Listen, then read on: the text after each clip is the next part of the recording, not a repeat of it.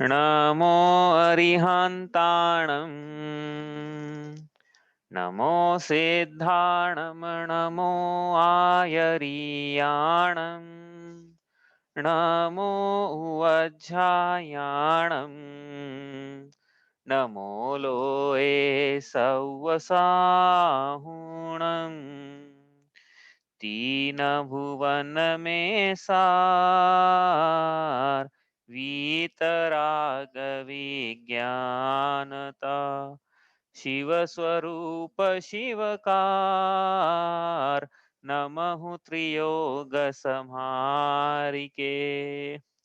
पंडित दौलत राम जी की अनमोल कृति छह ढाला जी, उसमें से छह ढालों में से हमारी चल रही है चौथी ढाल। छह ढाल लिखिए। छह ढालों में किन बातों का वर्णन है? छह ढालों में तीन बातों का वर्णन है। याद हो गया होगा सबको अभी तक कि नहीं हुआ अभी भी? हाँ, कि एग्जाम में पूछना पड़ेगा इसको ही। छह ढालों में तीन बातों का वर्णन है, पूछा है ऐसे एग्जाम में ये। पहली ढाल में संसार के दुखों का, तो किसके संसार के दुख? कि संसार में दुख है, हमको थोड़े दुख है नहीं भाई, संसार में जो हम हमें दुख है।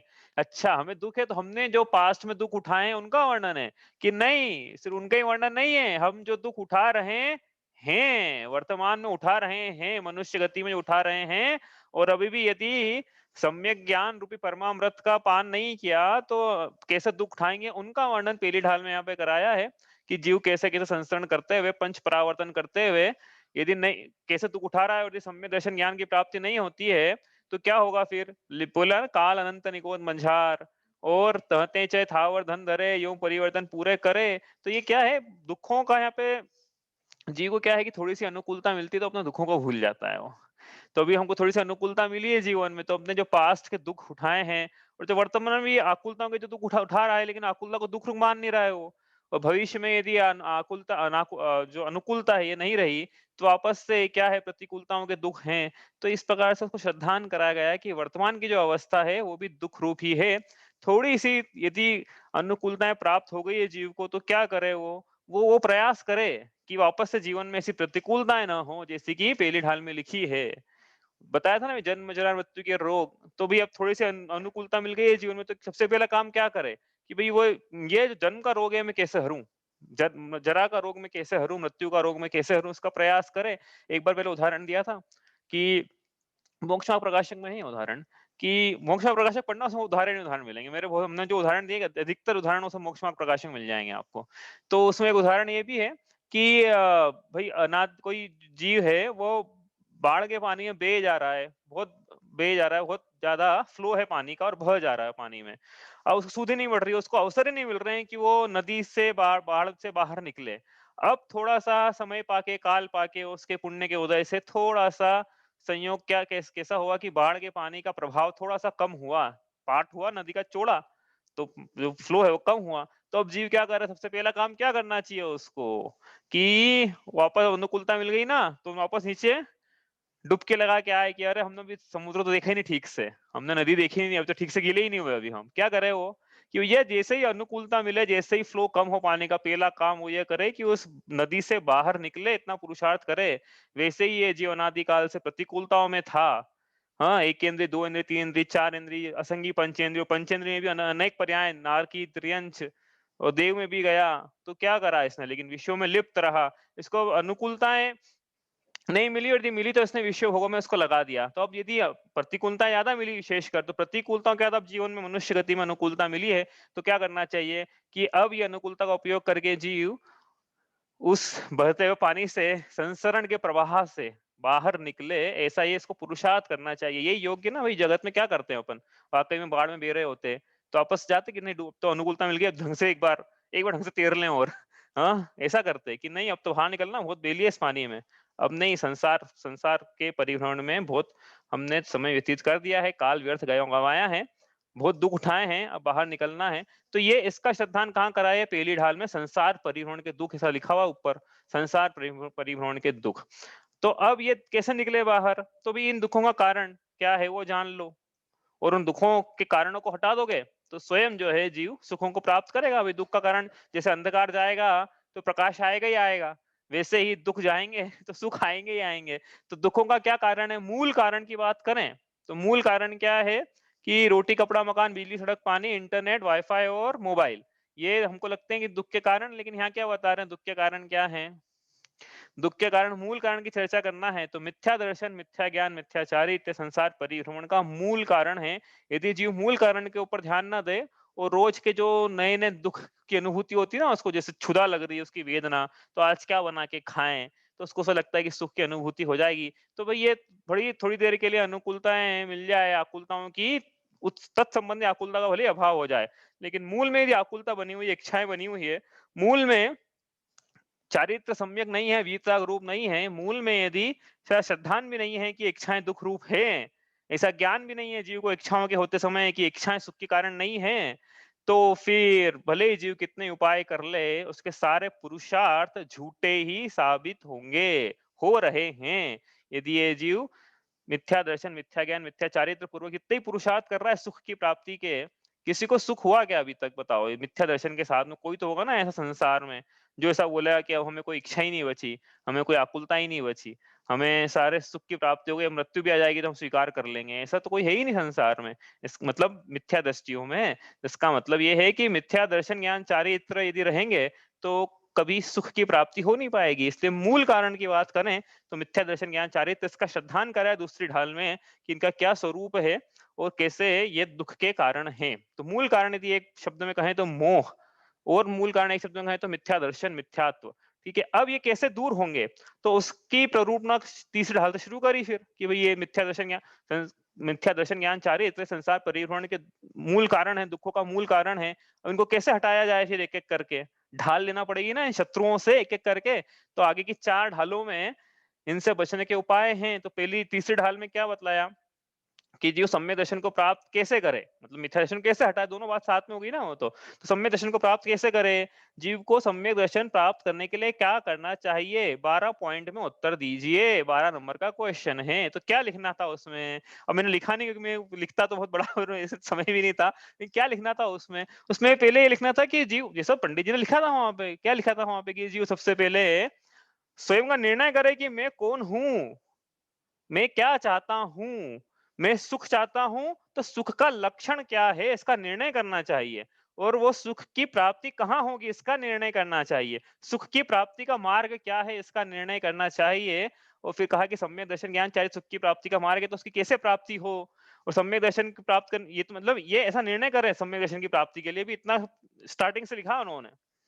हाँ, कि क्यों करे जीवन, नहीं तो जीव जाए सम्यक दर्शन की प्राप्ति क्यों करूं मैं, तो भाई स्वयं का आत्म को हित है सुख सो सुख, आकुलता बिन कहिए, आकुलता शिव माही नहीं था शिव मग लागे चाहिए, चार बातें लिख दी उन्होंने, तो 4 पॉइंट तो यही हो गए थे। ठीक है, फिर क्या करे सब में, फिर ये ऐसा ज्ञान करने के बाद क्या करे कि सबसे पहले ग्रहित मिथ्यात्व का त्याग करना चाहिए, मूर्ताओं का त्याग करना चाहिए, उसके बाद सच्चे देव शास्त्र गुरु की पहचान करना चाहिए, उसके बाद 7 तत्वों पे श्रद्धान करना चाहिए, उसके पश्चात आपा पर का श्रद्धान करना चाहिए, उसके बाद आत्मा का श्रद्धान करने के लिए, आत्मा में रुचि उत्पन्न करने के लिए, हाँ, क्या करना चाहिए, आत्मा का अनुभवन आत्मज्ञान करना चाहिए। उसके बाद उस आत्म ज्ञान को, आत्म श्रद्धान को बनाए रखने के लिए क्या मतलब 8 अंग सहित प्रकट करना चाहिए, फिर उसको बनाए रखने के लिए 8 अंग सहित सम्यक दर्शन को बनाए रखने के लिए 8 चंकादि दोषों का, 8 मदों का और 6 अनायतनों का जीव से बचना चाहिए जीव को। ये करना चाहिए। हाँ, ये हो गए 12, हो गए होंगे 12 पॉइंट, गिन लेना आप एक-एक करके, उस शुरू 4 तो वही हो गए थे स्टार्टिंग में ही। तो ये इस प्रकार से जीव क्या करे कि सम्यक दर्शन की प्राप्ति करे और मिथ्या दर्शन से बचे, जो संसार परिभ्रमण का मूल कारण है। अच्छा, इसमें कितना इंपॉर्टेंट है सम्यक दर्शन का? 3 बातें होती है ना कि ये दुःख का मूल कारण मिथ्या दर्शन, मिथ्या ज्ञान, मिथ्या चारित्र, सुख का मूल कारण सम्यक दर्शन, सम्यक ज्ञान, सम्यक चारित्र। तो इसमें सम्यक दर्शन का कितना इंपॉर्टेंस है? कितने परसेंट दोगे आप? कि 33% इसका, 33 उसका, 33 उसका? हाँ, बताओ। विचार करो कि सम्यक दर्शन का कितना इंपॉर्टेंस है इसमें मोक्ष मार्ग में? सम्यक ज्ञान का कितना, सम्यक चारित्र का कितना है? 80-20। हाँ, मतलब गेस वर्क है पूरा, वो तो गेस, हम भी गेस ही करेंगे, उसमें क्या है, कितना इंपॉर्टेंस है? 99.999 जितना भी 9 लिख सकते हो उतना पूरा इंपॉर्टेंस सम्यक दर्शन, सम्यक ज्ञान का है, मतलब सम्यक दर्शन का ही अकेला। ये बाय वन गेट वन तो वही हो गया था, तो 66% तो वैसे ही हो गए थे सम्यक दर्शन के। वही 66% तो सम्यक दर्शन को फ्री में मिल गए। क्यों? क्योंकि वो सम्यक ज्ञान की और सम्यक दर्शन पूर्वक है, तो और हम तो बोलेंगे कि ये 99 मिल गए। क्यों? क्योंकि सम्यक चाहिए सम्यक दर्शन पूर्वक ही होता है, तो पूरा इंपॉर्टेंस सम्यक दर्शन का है। एक बार जो सम्यक दर्शन प्राप्त कर ले, तो इसलिए तो कहा कि सकल धर्म का मूल यही, मूल में सम्यक दर्शन है। भले ही बोला दंसड़म मूरो धम्मो, फिर आगे बोलेंगे चारित्रम खलु धम्मो, की चारित्र ही धर्म है, लेकिन वो जब जीव को सम्यक दर्शन ज्ञान हो जाता है, तो वो कालांतर में चारित्र को प्राप्त करता ही करता है, क्योंकि श्रद्धान उसका समीचीन हो गया ना, मुझे क्या करना चाहिए, तो कर ही लेता है। तो इसलिए जो श्रद्धान है उसके पूरे पूरे नंबर है 100 में से 99.9999 इतना परसेंट इंपॉर्टेंस किसका है? सम्यक ज्ञान का। अब ये सम्यक दर्शन का, अभी सम्यक दर्शन प्राप्त करने के लिए जो बताया वो करे, कैसे करे फिर? सच्चे रहित मिथ्यात्व का, पूर्णता का त्याग करना तो कोई बड़ी बात नहीं है, लेकिन किसको उसको भी नहीं हो रहा है, तो भी आप क्या करो, न्याय के ग्रंथ पढ़ो, या किसी को तत्व श्रद्धान नहीं हो पा रहा है, तो तत्वाभ्यास करने के लिए द्रव्यान्योग के ग्रंथ पढ़ो। किसी को पता नहीं आचरण कैसा करना है, चढ़ना नहीं ओके, किसी को ये नहीं पता कि हुआ है किसी के क्या आचरण करना चाहिए, प्रथमा नहीं ओके, तो कहना क्या चाहिए यहाँ पे, क्या कहना चाहते हैं कि सम्यक दर्शन प्राप्त करने के लिए भी सम्यक श्रुत का अभ्यास करना जरूरी है। इसलिए चौथी ढाल सम्यक ज्ञान की ढाल, उसमें लिखा हालांकि उन्होंने ऐसा है कि सम्यक सात दर्शन धारी पूरी सेवु सम्यक ज्ञान, लेकिन वहां पे हमने बताया है चौथी ढाल में स्टार्टिंग में कि यद्यपि सम्यक दर्शन के बाद सम्यक ज्ञान का सेवन करने के लिए लिखा है, क्योंकि सम्यक दर्शन के बाद ही सम्यक ज्ञान प्रकट होता है, लेकिन सम्यक दर्शन प्रकट करने के लिए भी जीव को क्या करना चाहिए? आत्मा का श्रद्धान करना है तो किसकी बात सुने?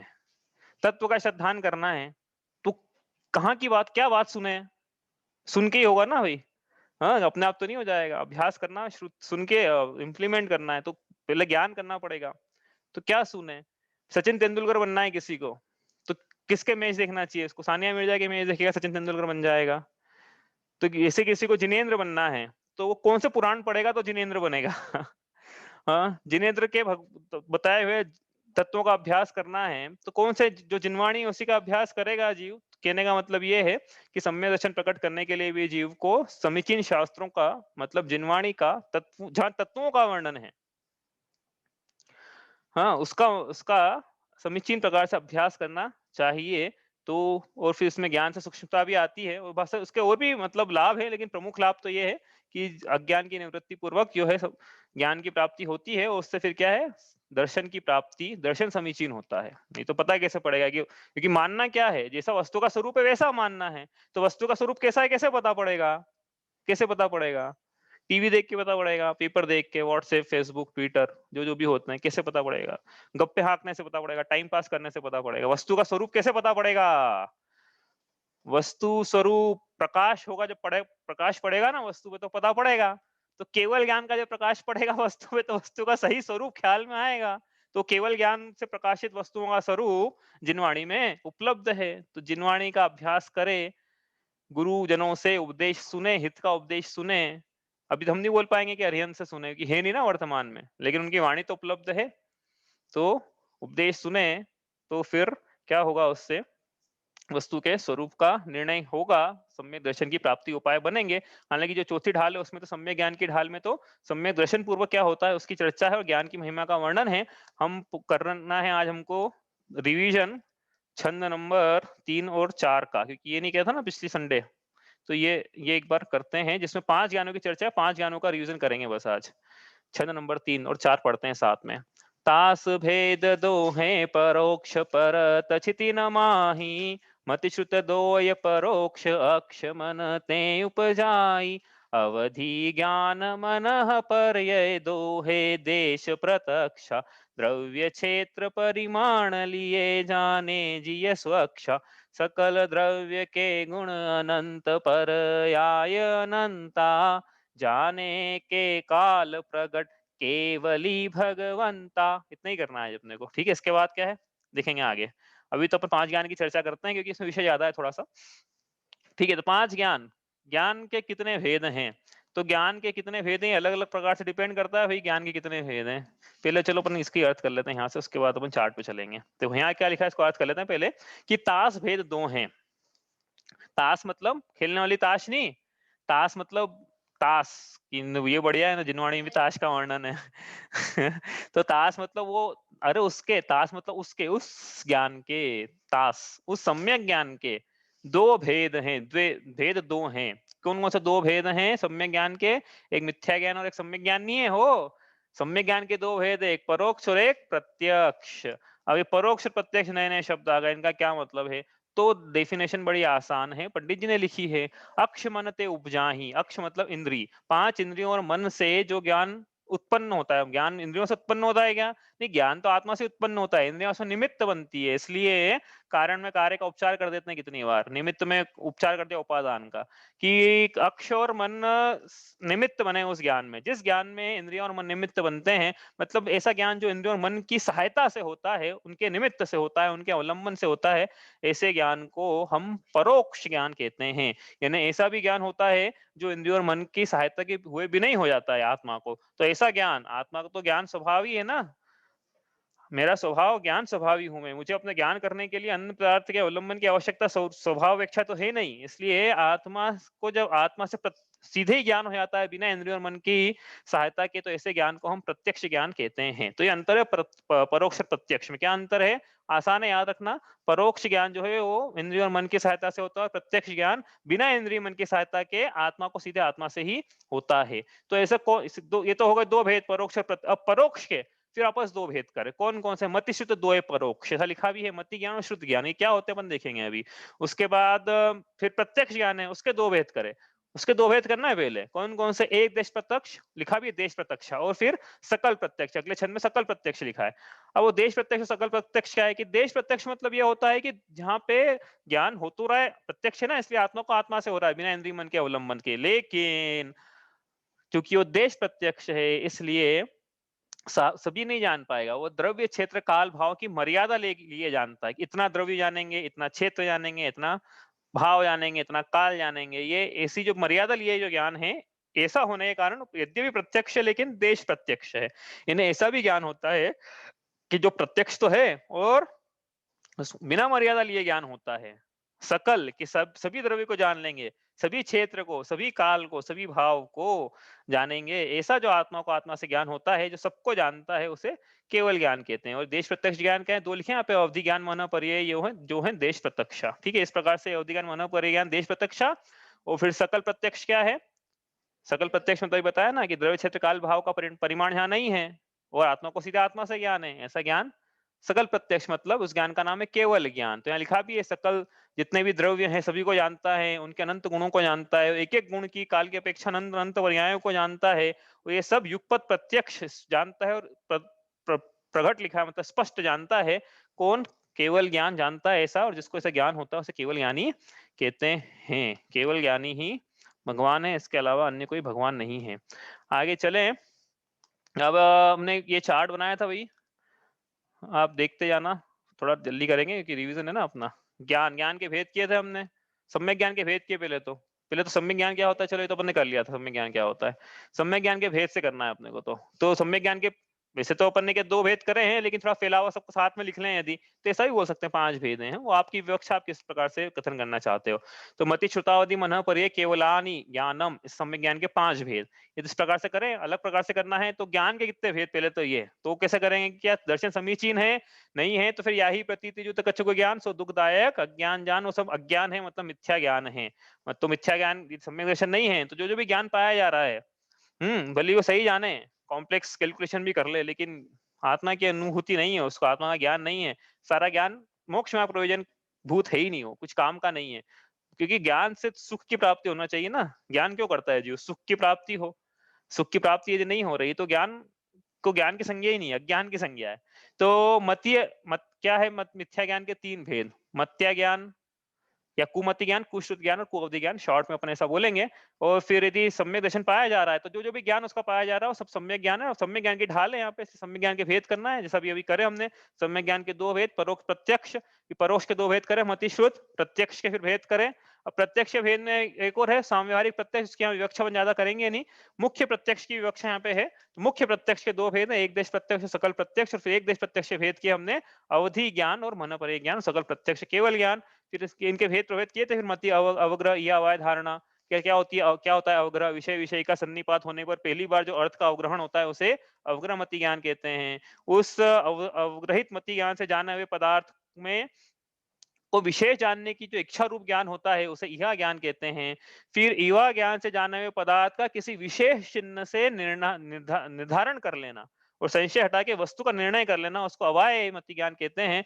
और फिर वस्तु का निर्णय करने के बाद कालांतर में इसको न भूलना, तो इसको क्यों नहीं भूलता, क्योंकि वो धारणा मति ज्ञान में चला जाता है, इसलिए नहीं भूलता है। इस प्रकार से ये है। अब अपन ने श्रुत ज्ञान के दो प्रकार से भेद करे थे, कौन सा? अंग प्रविष्ट और अंग बहाय। अंग प्रविष्ट मतलब जो जिनवाणी के 12 अंग है, पहलो आचार अंग बखानों से लेके आखिरी तक, और 12 अंग मतलब, और इन 12 के बाद जो नहीं आए वो अंग बहा है, वो अनेक भेद वाला है। इस प्रकार से भेद किए थे हमने, इसका ज्यादा वर्णन किया नहीं था यहाँ पे।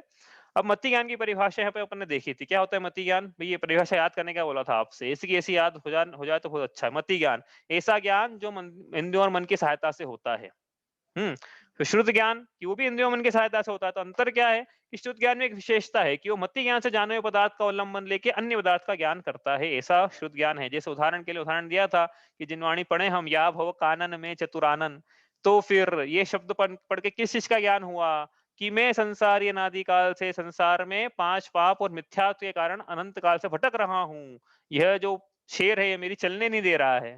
हे भगवान, अब मैं आपकी शरण में आया हूं और आप इस मिथ्यात्व का मद हरने में आप ही सक्षम है, इसलिए मैंने आपको समर्पित कर दिया और आप मेरा अब लाज रखें। श्री पत जी पद राख हूं मेरी। इस प्रकार से जो विशेष ज्ञान वो पंक्तियां पढ़ के तो श्रुत ज्ञान हुआ ना। फिर भाई तो इतना सब ज्ञान कैसे होगा? हम्म अवधि ज्ञान। अवधि ज्ञान की परिभाषा, ये बिल्कुल परिभाषा ऐसी कैसे शब्दशः याद कर लेना। द्रव्य क्षेत्र काल भाव की मर्यादा लेकर रूपी पदार्थों को बिना इंद्रिय मन की सहायता से स्पर्श जानता। बिना इंद्रिय मन की सहायता से जानता है इसलिए प्रत्यक्ष, और मर्यादा लेके जानता है इसलिए एक देश प्रत्यक्ष। ठीक है। और सीधे मतलब ऐसे जानता है इस प्रकार से। मन पर ज्ञान की परिभाषा सेम है, लेकिन जो ग्रीन में लिखा हुआ ऐड कर देना कि दूसरे के मन में स्थित। ठीक है, इस प्रकार से ये है। मतलब क्या है, मन पर ज्ञान जो है दूसरे के मन में स्थित कोई विषय का चिंतन कर रहा, कोई जीव चिंतन कर रहा है मन में किसी विषय का, और मन पर्याय ज्ञान के धारी वृत्तिधारी मुनिराज हैं, तो उनके उसके मन की बात को जानेंगे और मन में जो विषय चिंतित पदार्थ है उस पदार्थ के बारे में भी जानेंगे। ऐसा ज्ञान जो होता है मन पर्याय ज्ञान होता है। आगे देखें यहाँ पे तो मति ज्ञानावरण। अच्छा, ये जो क्षयोक्षम से होते हैं, देखो ये जो 4 ज्ञान है ना, ये छायोक्षमिक ज्ञान है। मति श्रुत अवधि मन पर्याय। छायोक्षमिक कैसे है कि मति श्रुत ज्ञान ना वर्ण कर्म का क्षयोक्षम होगा। जैसे मति ज्ञान की बात करें अपन, जो मति के लिए लगाना वही सभी के लिए लगा लेना। तो यदि मति ज्ञान पाया जा रहा है जीव को, तो क्या पाया जा रहा है? इसका मतलब छायोक्षमिक ज्ञान। इसका मतलब ये है कि मति ज्ञान जो है देशघाती की प्रकृति है। देशघाती प्रकृति में 2 टाइप के स्पर्धक होते हैं, देशघाती स्पर्धक और सर्वघाती स्पर्धक। अब ये स्पर्धक क्या होते हैं, प्रकृति क्या होती है, आपने पढ़ लिया है, आपकी परीक्षा में पूछ लिया है। देशघाती क्या होता है, सर्वघाती क्या होता है, ये पूछ लिया एग्जाम में। ठीक है, जिसको नहीं पता है वो आप पेपर रेफर कर लेना अपना। ठीक है, जो आपने सॉल्व किया है, क्या आप भूल गए? ठीक है, तो क्या होता है मति ज्ञानावरण का कर्म का क्षयोक्षम कैसे बनता है कि आगामी क्षयोक्षम की परिभाषा लगानी है, उसमें मति ज्ञानावरण शब्द जोड़ते चले जाना है। क्षयोक्षम की क्या परिभाषा है, मतलब मति ज्ञानावरण की लगाए अपन, तो आगामी काल में उदय में आने वाले सर्वघाती मति ज्ञानावरण कर्म के स्पर्धकों का सद अवस्था रूपशम, वर्तमान में उदय में आने वाले मति ज्ञानावरण कर्म के सर्वघाती स्पर्धकों का उदयाभावी क्षय, वर्तमान में उदय में आने वाले मति ज्ञानावरण कर्म के देशघाती स्पर्धकों का उदय, ऐसा होने पर जो ज्ञान का प्रकटीकरण है उसे, उस ज्ञान को मति ज्ञान कहते हैं। ये लगाना श्रुत ज्ञान परिभाषा। समझ में आ गई होगी आपको भाई? डिवीजन है और अपन ने बहुत बार कर भी लिया। नहीं समझ में आया तो क्षयोक्षम की जो रिकॉर्डिंग है या जो अपने नोट्स लेंगे क्षयोक्षम के पढ़ लेना। ये श्रुत ज्ञान में लगाना। श्रुत ऐसी परिभाषा श्रुत ज्ञानावरण की लगाओगे तो श्रुत ज्ञान की परिभाषा ऐसी बन जाएगी। अवधि ज्ञान में भी ऐसी लगाना, लेकिन जब पाया जाए तब। अब मति और श्रुत ज्ञान तो पाए जा रहे हैं जीव को। यदि वो मिथ्या दृष्टि भी है तो कुमति को श्रुत है, और सम्यक दृष्टि तो सुमति सुश्रुत है। लेकिन अवधि ज्ञान मन पर ज्ञान जीव को अभी फिलहाल जिस समय पाया नहीं जा रहा है, तो फिर इसमें क्या करें? अभी अभी नहीं पाया जा रहा है तो इसमें फिर एक चीज और लगेगी साथ में कि जब नहीं पाया जाए तब क्या करना है कि तब लगा लेना बस कि वर्तमान में उदय में आने वाले सर्वघाती स्पर्धकों का उदय है। बस नहीं हो रहा उदय भावी क्षय, सर्वघाती स्पर्धकों का उदय है, इसलिए उसने अवधि ज्ञान को पूरा पूरा घात कर दिया।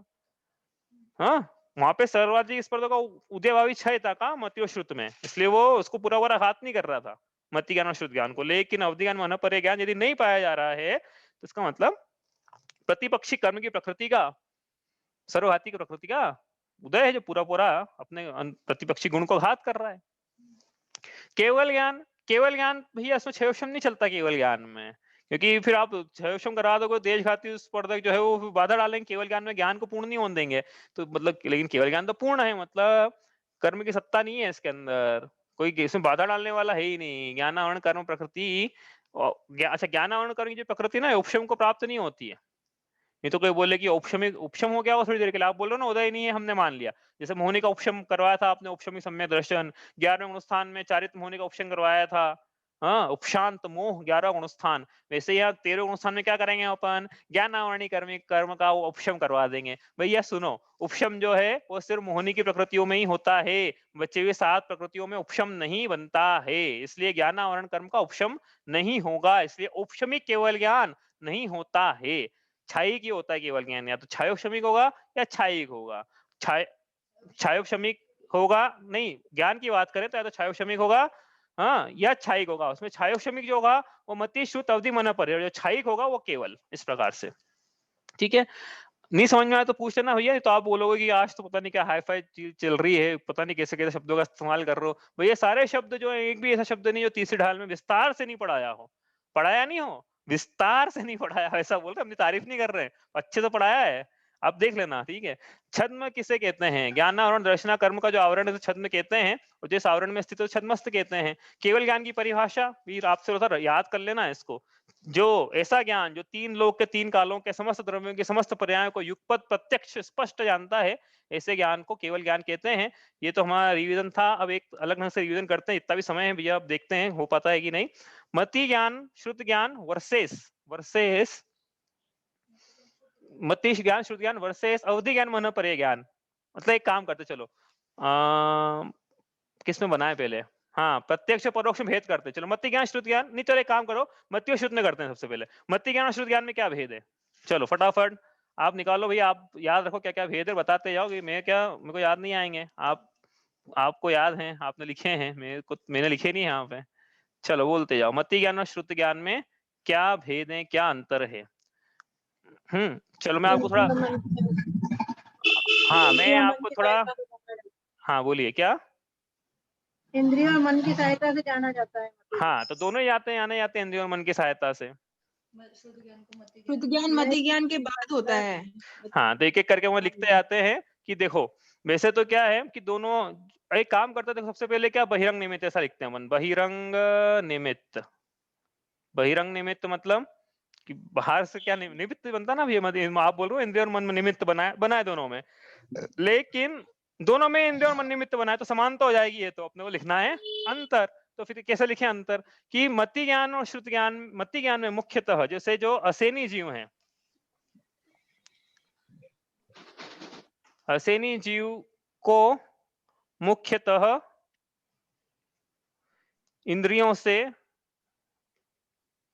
मुख्यतः लिखने की जरूरत ही नहीं है, असेनी जीवों को इंद्रियों से होता है, को इंद्रियों से होता है, ठीक है। श्रुत ज्ञान जो है, हाँ, हाँ तो सैनी को लिखेंगे ना ऋचा बोले वो, वैसे असैनी को होता है श्रुत ज्ञान, ऐसा नहीं है, हाँ? लेकिन यहाँ पे देखो, यहाँ पे जो अपन लिख रहे हैं ना, ये आप टोटल मतलब कु भी लगा लेना साथ में, सम्यक दर्शन की विवक्षा नहीं कर रहे हैं। कुमति कुश्रुत या कु, हाँ कु लगा लेना साथ में, हाँ कुमति कुश्रुत, सबको साथ में लेके चल रहे हैं, मतलब सम्यक दर्शन है या नहीं उसकी विवक्षा नहीं कर रहे हैं हम, ठीक है। चलो तो ये असैनी जीव मतलब उसको कुमति ज्ञान पाया जा रहा है, तो उसको इंद्रियों की प्रमुखता है, उसमें मन नहीं पाया जा रहा ना उसको, हम बोल रहे हैं इंद्रिय मन की सहायता से, तो मति ज्ञान। लेकिन जो श्रुत ज्ञान है, जो संगी पंचेंद्रिय है, संगी पंचेंद्रिय जीवों को, संगियों को जो श्रुत ज्ञान है, वह संगी के श्रुत ज्ञान में मन की प्रमुखता है। समझ में ही बात, कोई संगी पंचेंद्रिय हो तो इसके मन पाया जा रहा है, चाहे वो सम्यक दृष्टि हो या चाहे नहीं हो। मिथ्या दृष्टि है तो कुश्रुत ज्ञान है, सम्यक दृष्टि तो सुश्रुत ज्ञान है। यदि उसके इस प्रकार से नहीं है तो उसके मन की, संगी के मतलब मन की प्रमुखता से पाया जा रहा है, ठीक है। आई ना बात, समझ में नहीं आया तो पूछ लेना भैया आप। अंतरंग निमित्त, मति ज्ञान, इसमें मति ज्ञान होने में मति ज्ञानावरण कर्म का क्षयोपशम है, मति ज्ञानावरण का क्षयोपशम निमित्त है, ऐसा लिख लेना पूरा आपका, क्षयोपशम। इसमें श्रुत ज्ञानावरण कर्म का क्षयोपशम निमित्त है, श्रुत ज्ञानावरण कर्म का क्षयोपशम निमित्त है, ठीक है, लिख लेना साथ में, हाँ क्षयोपशम। बहिरंग उपादान, बहिरंग उपादान मतलब अब क्या है, तो उपादान मतलब अब ये उसमें मतलब क्या उपयोग कारण बन रहा है, कहने का मतलब ये है। तो मति ज्ञान होने के पहले क्या पाया जाता है, दर्शनोपयोग। ठीक है, पहले दर्शनोपयोग, इसके पहले स्थूल रूप से देखें तो मति ज्ञान, मति ज्ञानोपयोग। ठीक है, पाया जाता है, सब पूरा आप लिख लेना। अब इसके बाद क्या पाया जाता है, तो मति ज्ञान होने के बाद श्रुत ज्ञान होने का कोई नियम नहीं है, श्रुत ज्ञान का नियम नहीं। इसके बाद क्या है, इसके बाद जरूर नहीं कि श्रुत ज्ञान पाया जाए, आपस में मति ज्ञान पाया जा सकता है, श्रुत ज्ञान का नियम नहीं। बाद में ऐसा लिख लो ना, बाद में श्रुत ज्ञान का नियम नहीं। इसमें इसमें पहले भी मति ज्ञान होने का नियम नहीं, पहले क्यों, क्योंकि श्रुत पूर्व भी श्रुत हो सकता है, मति ज्ञान का नियम नहीं। समझ में आ रहा है ना, ये सब करा हुआ है, उसके रिवीजन चल रहा है बस। इसके भेद देखें हम, भेद तो मति ज्ञान के आप अलग अलग भेद लिख सकते हो, हम जो टोटल भेद है 336 लिखते हैं, हालांकि हमने करे तो नहीं 336, लेकिन फिर भी ठीक है लिख लिए। इसके 12 भेद हैं या अनेक भेद हैं, सम्यक श्रुत ज्ञान के 12 भेद हैं या अनेक भेद हैं, इस प्रकार से है। ठीक है, 336 में पूछना हमें से, हाँ वो बताऊंगा नहीं मैं, तो बहुत बड़ा खुल जाएगा विषय। अब ये जो है मति ज्ञान, यह तत्व जो है ये सुनने समझने के लिए है, सुनने समझने के लिए मति ज्ञान का उपयोग है। और इसका क्या उपयोग है फिर, तत्व का निर्णय करने के लिए। राइटिंग बहुत बेकार आ रही है, लेकिन साथ में बोलते जा रहा हूं, आप लिखते यार। तत्व सुन, ये अंतर है। ठीक है, आपस से करें एक बार। बहिरंग निमित्त असेनी जीव को इंद्रियों से होता है, संगी के श्रुत ज्ञान में मन की प्रमुखता है। ठीक है, अंतरंग निमित्त मति ज्ञान में मति ज्ञान आवरण का क्षयोपशम, श्रुत ज्ञान में श्रुत ज्ञान आवरण का क्षयोपशम। बहिरंग उपादान संबंधी जो उपयोग है उसकी बात करें यदि, तो मति ज्ञान के पहले दर्शनोपयोग होता है, लेकिन श्रुत ज्ञान के पहले मति ज्ञान उपयोग होता है। लेकिन जरूरी नहीं कि मति ज्ञान के बाद वापस मति ज्ञान हो गई, और मति ज्ञान के बाद श्रुत ज्ञान होने का कोई नियम नहीं है। हाँ, और ऐसे ही मति ज्ञान शुद्ध ज्ञान के पहले ही मति ज्ञान होने का नियम नहीं है, क्योंकि शुद्ध पूर्वक शुद्ध हो सकता है और मति के बाद वापस मति हो सकता है, ऐसा है। भेद 336 है इसके 12 या अनेक। इसमें प्रमुख अंतर क्या है इसमें, कि तत्व सुनने समझने के लिए का काम इससे किया जाता है, तत्व का निर्णय जो है उससे किया जाता है। इस प्रकार से दोनों में अंतर है। अब अंतर करेंगे हम किसमें, अवधि ज्ञान और अवधि मन पर्याय, और केवल ज्ञान में क्या अंतर है। केवल ज्ञान बताओ भाई, क्या अंतर है, बताते जाओ फटाफट। दोनों ही प्रत्यक्ष हैं तो ये, लेकिन देश प्रत्यक्ष, ये सकल प्रत्यक्ष। ठीक है, ये चारों गति के, अवधि ज्ञान जो चारों गति के जीवों में से लिख सकते हो, अब अवधि जो चाहे चारों गति के जीवों में, केवल ज्ञान मनुष्य गति में, मन पर्याय केवल दोनों मनुष्य गति में। इस प्रकार तीनों में अंतर कर सकते हो अपन। ठीक है, और बताओ अंतर ये जो है इसमें। हाँ, सबसे बड़ा अंतर एक ये भी है कि ये छायोक्षमिक है, ये छायिक है। और अंतर बताओ। ये अवधि ज्ञान मन पर ज्ञान होकर छूट भी सकता है, केवल ज्ञान एक बार हो गया तो फिर कभी हाँ, नहीं ये छूट सकता है, ये अचल है, ये घटता बढ़ता घट बढ़ सकता है, घट बढ़ हो सकती है इधर इसमें। ये छूट सकता है, यहाँ शाश्वत लिख लो, इसको नीचे अचल नीचे कर लो। हाँ, शाश्वत, ये अचल लिखा है, अचल को नीचे कर लो, अचल। ठीक है, और क्या है बताओ, और बताओ भाई, मैं बताऊं फटाफट, टाइम नहीं अपने पास में। ये रूपी पदार्थों को ही सबसे इंपॉर्टेंट था। रूपी पदार्थों का विषय करता है ये, तो रूपी अरूपी दोनों को विषय कर लेता है, रूपी प्लस अरूपी। ठीक है, ऊपर अपन ने मर्यादा लिखी क्या, मर्यादा लिख लो, चलो देश प्रत्यक्ष लिखा है हालांकि, लेकिन मर्यादा अलग से भी लिख लो कि द्रव्य क्षेत्र काल भाव की मर्यादा, द्रव्य क्षेत्र काल भाव की मर्यादा लिए जानता है, और ये बिना मर्यादा के अनंत रूप से जानता है द्रव्य क्षेत्र काल भाव को। ठीक है, और क्या है, और बताओ। ये सबको अच्छा हो गया चारों गति। हाँ, अवधि ज्ञान यदि हो अवधि ज्ञान की बात करें, विभंगावधि की बात करें, विभंगावधि की बात करें, तो वो पहले गुणस्थान में भी पाया जा सकता है। हाँ, और यदि सम्यक की बात करें तो वो चौथे गुणस्थान से लेके 12वें गुणस्थान तक पाया जा सकता है। क्या, अवधि ज्ञान और मन पर्याय ज्ञान। लेकिन केवल ज्ञान जो है वो 13वें गुणस्थान और उसके बाद ही पाया जाएगा। ठीक है, मन पर्याय एक में नहीं आता है ना, नहीं, मन पर्याय कहाँ से आएगा एक में? हाँ, मन पर्याय तो मुनि राजों के। हाँ, ये अवधि ज्ञान ये पाया जाएगा 4 से 12, मन पर्याय पाया जाएगा 6 से 12। ये अपनी चर्चा हो गई थी। हाँ, 4 या 6 से 12, 4 से 12 या 6 से 12 भी लिख लो, नहीं तो कंफ्यूजन हो जाएगा अभी। चलो ठीक है, आगे चले यहाँ से। और क्या अंतर है? किसी कुछ अंतर याद आ रहा है और? हाँ, ये जो ज्ञान है ये मेरा स्वभाव है, ये परभाव है कह रहे हम तो भी है, इसको प्रभाव कहेंगे, अवधि ज्ञान मानो पड़ेगा, ये मेरा स्वभाव नहीं है ये। ठीक है, और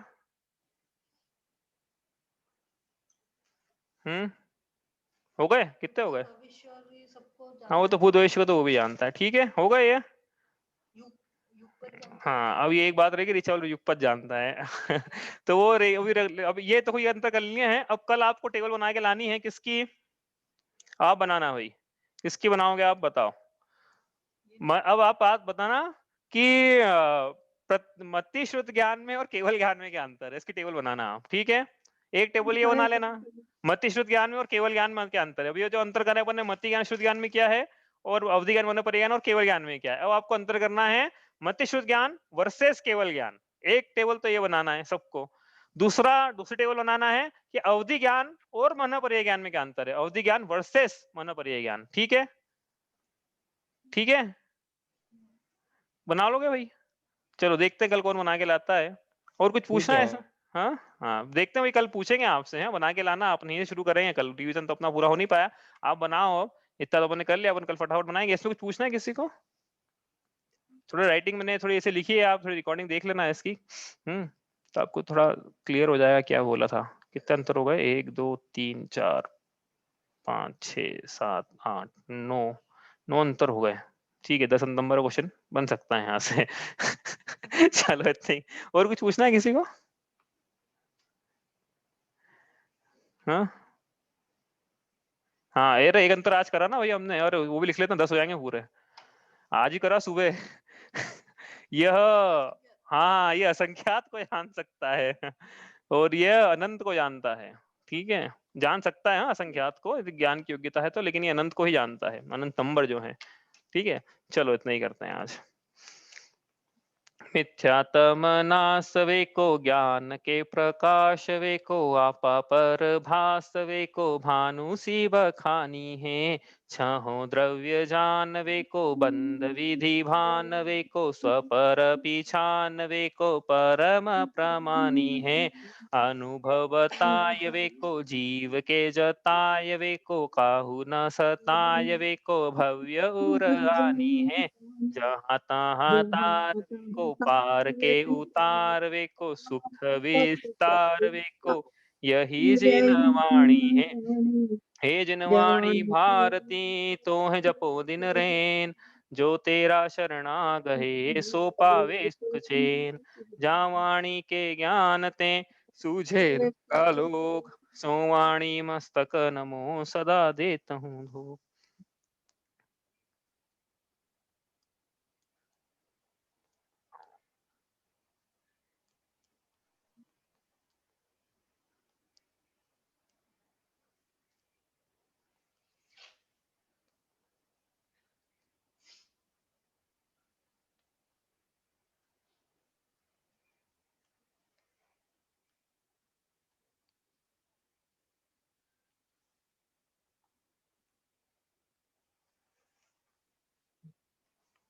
जय जिनेन्द्र।